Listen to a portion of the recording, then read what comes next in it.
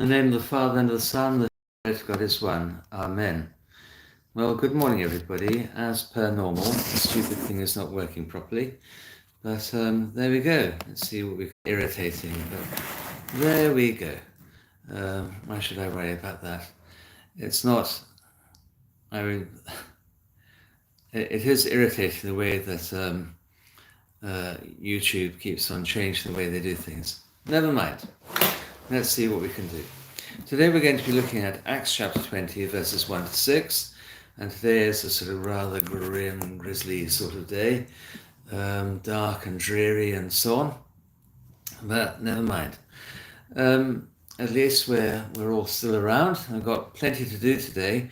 One of the nice things I'm going to do today is the final catechumenate for Erica and Tony, who are coming at about 10:30. So we've got maybe 20 minutes to do this. So I think without any further ado, we had better get going.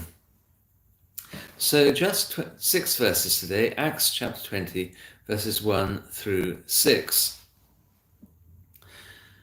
After the uproar had ceased, Paul called the disciples to himself, embraced them, and departed to go to Macedonia. Now when he had gone over that region and encouraged them with many words, he came to Greece and stayed there for 3 months. And when the Jews plotted against him, as he was about to sail to Syria, he decided to return through Macedonia, and Sosipater Berea accompanied him to Asia. Also Aristarchus and Secundus of the Thessalonians, and Gaius of Derbe, and Timothy, and Tychicus, and Trophimus of Asia. These men, going ahead, waited for us at Troas, but we sailed away from Philippi after the days of unleavened bread, and in 5 days joined them at Troas, where we stayed 7 days. There we go. Good morning, Suzanne and Miss Connie. Nice to see you two there. I hope you're both well. And Cat's World and Helia. Cat's World from Indonesia. That's interesting. Good morning, Joe, as well. Nice to see all of you there. Okay.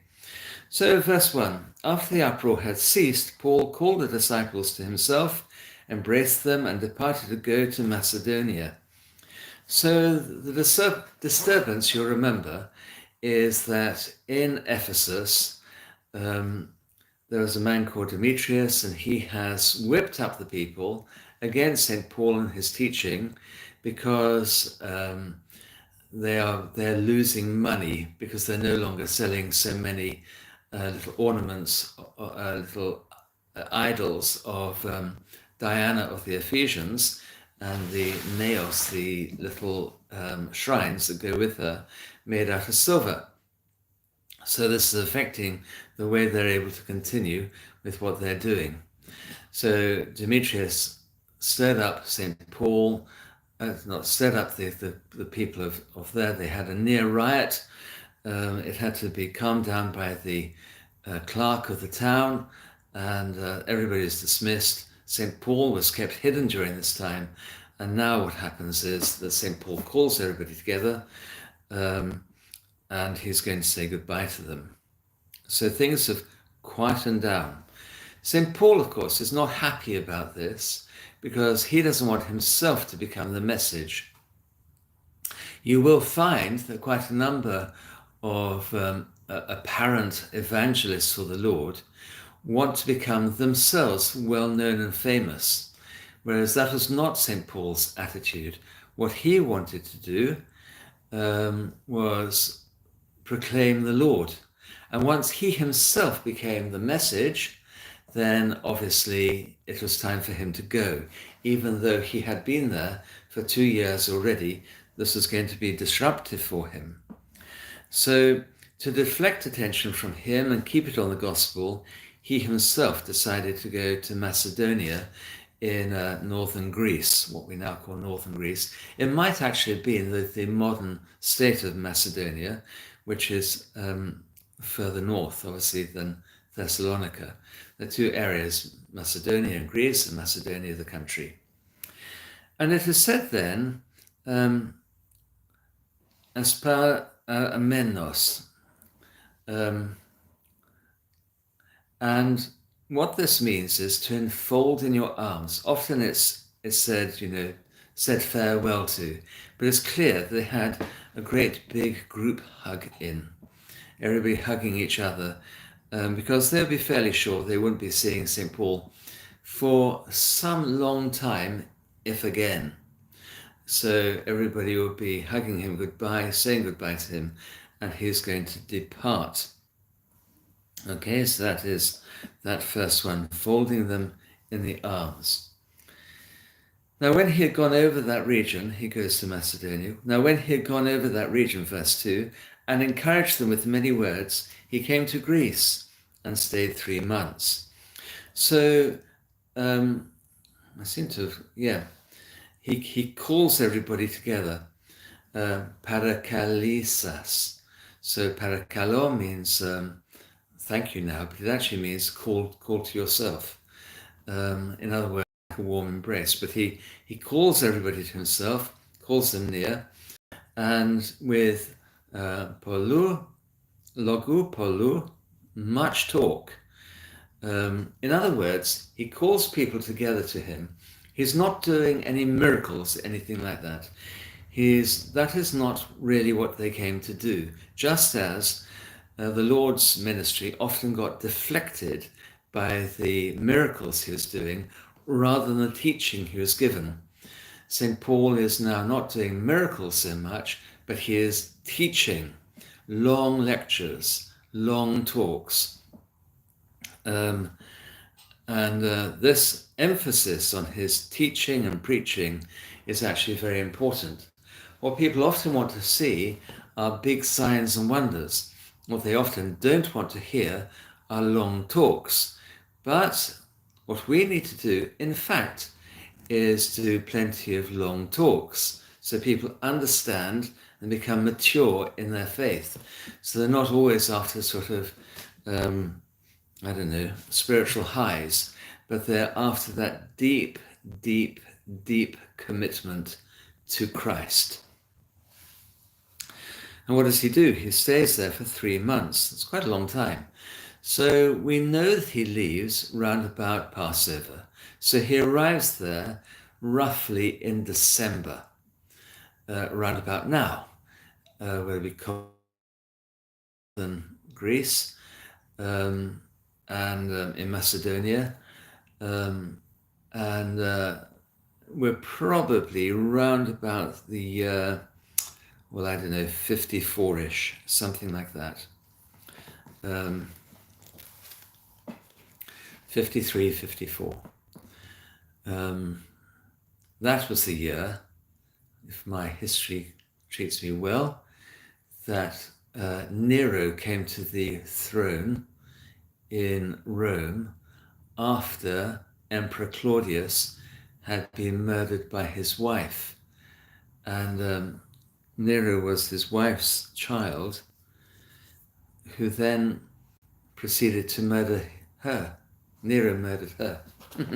So there we go. That served her right. So it says 3 weeks. And when the Jews, and said 3 months rather, and when the Jews plotted against him, as he was about to sail to Syria, he decided to return through Macedonia. So he comes down probably to Thessalonica. And we think that because some of the disciples came from there, but it could have been Corinth. But from Thessalonica, he'd much more easily be able to go off into Macedonia again. So he just comes down from Macedonia into Thessaloniki, and then he turns around and goes back again. And what's he wanting to do? On the whole, he's wanting to go to Jerusalem. Now, it could have been in Corinth, and in Corinth, of course, the Jews are already fulminating against him, but I think in this particular case, it's more likely he was in Thessalonica. So he hurries off and he scarpers off to Macedonia first, on the way to Jerusalem. And then we have, verse 4, a whole series of interesting people. Who are they? We'll read them. So, and Sosipater of Berea accompanied him to Asia. Also Aristarchus and Secundus of the Thessalonians. And that's why we think probably Thessalonica. And Gaius of Derbe and Timothy. Timothy, of course, is also from Lystra / Derbe. And Tychicus and Trophimus of Asia. Now, do you notice that these 6 friends are they're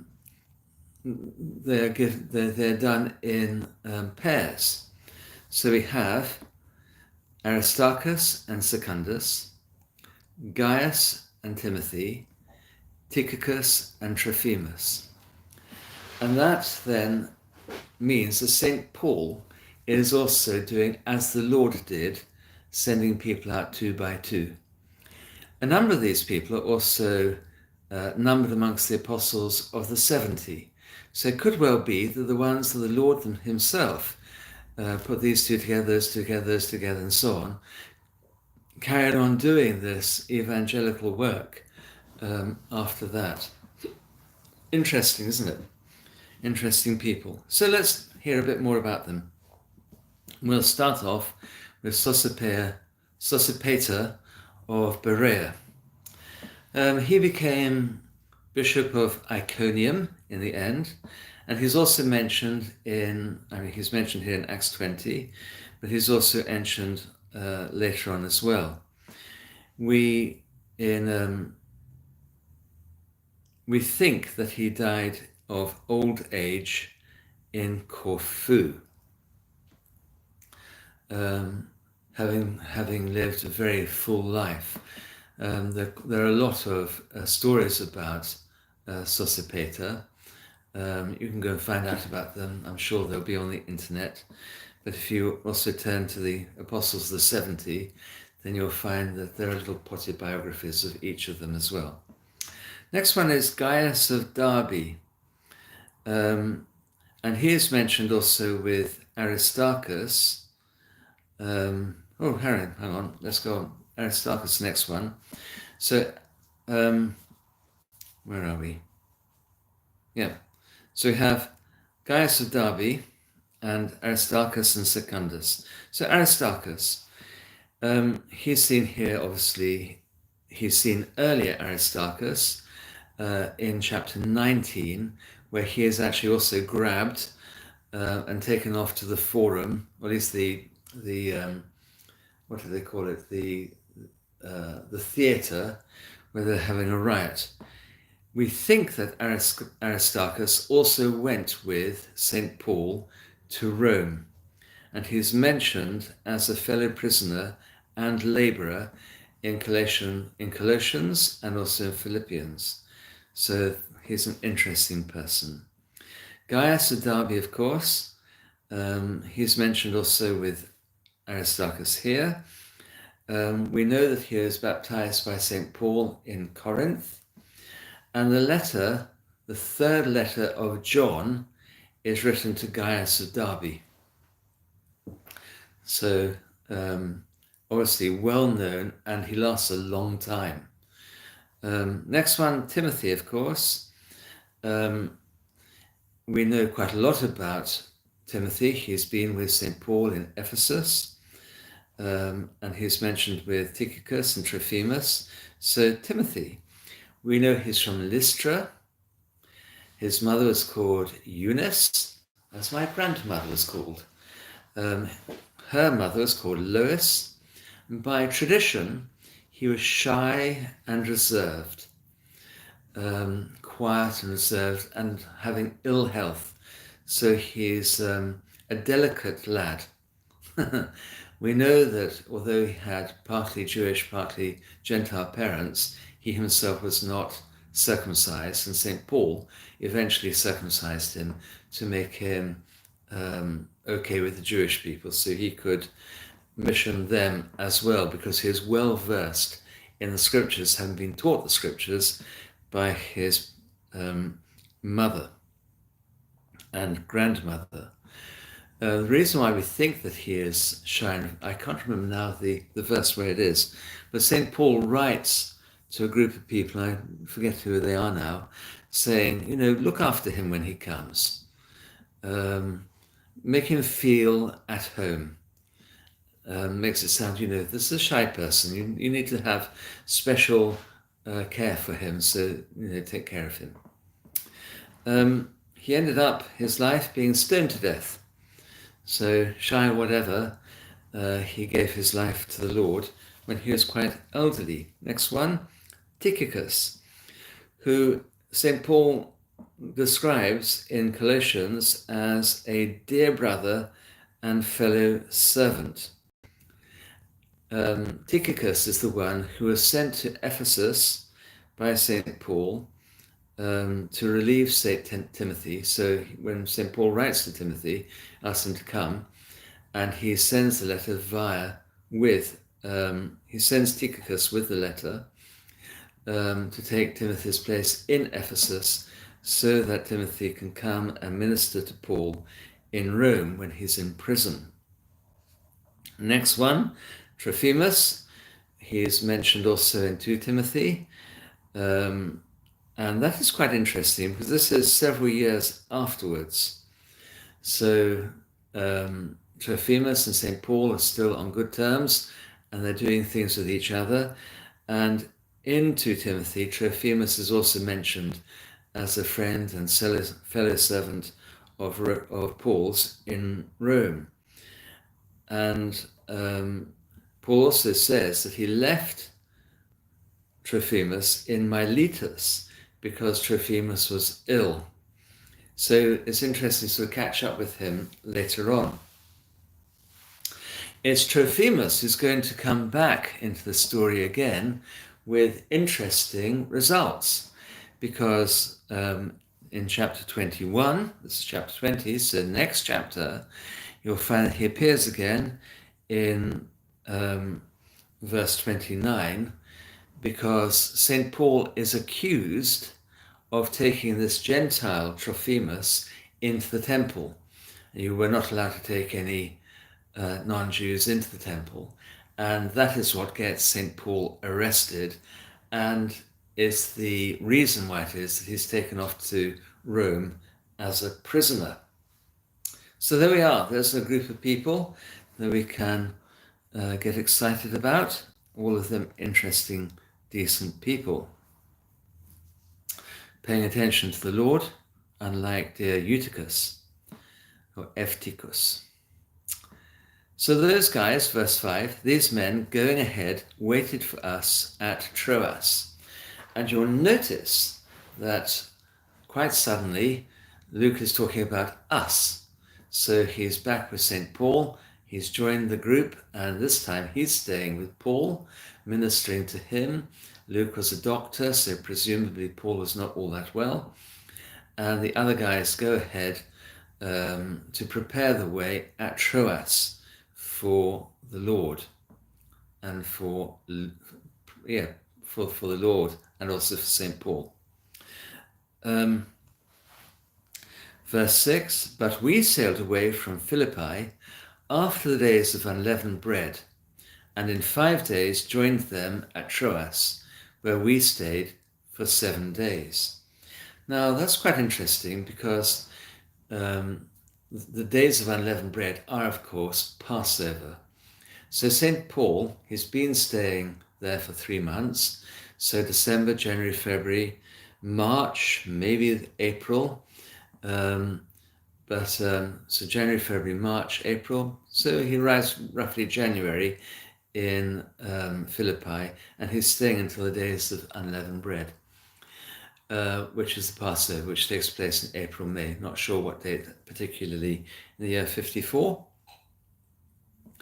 But there are quite a number of scholars, and of course St. John Chrysostom reckon that this means that St. Paul liked to spend the feast days in bigger cities. And we know that in Philippi, there had been quite a remarkable miracle had taken place there.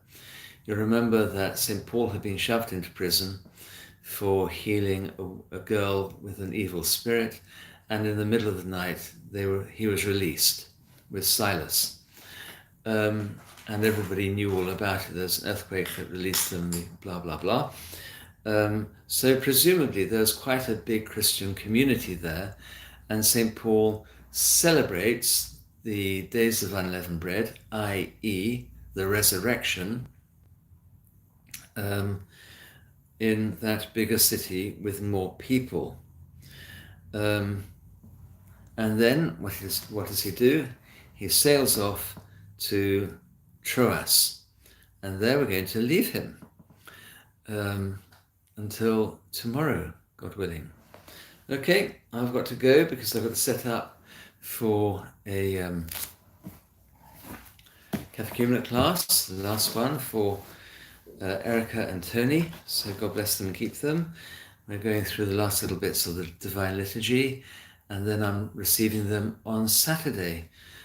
So that's going to be good. So if you're around on Saturday, roughly 11:30, we'll receive them then. Let's see if anybody's been saying anything. I think when I said good morning to Miss Connie and Helia, rather good evening to Miss Connie, and Cat's World, that must be evening for you too. And Joe, good morning. Ahmed, I hope that in the sick house you're all of you feeling a bit better, coming through that. I hope so. And through human eyes, thank you what you do, homie. I don't think anybody's ever called me that before. It's my privilege. I'm glad you appreciate it. God bless you. Good night, Miss Connie. Go and drink your fake hot chocolate. And if you remember, please, to pray for the people we normally pray for, particularly, I think, for Nicholas. He doesn't know it, but his sister is going to go and visit him at Christmas time. And I think shortly after that, he probably will go to his reward because he's now very ill. Pray also, please, for Daniel, who should have been dead a year ago. And if you'd also pray for the wife of a member of our congregation, her name is Hilary. She has found that the cancer that she had has come back. The others, very important, pray for you as well. But we will pray for you better tomorrow, and I pray for you anyway. Okay? God bless you and keep you. I hope you have a lovely day. Okay. Bye-bye then.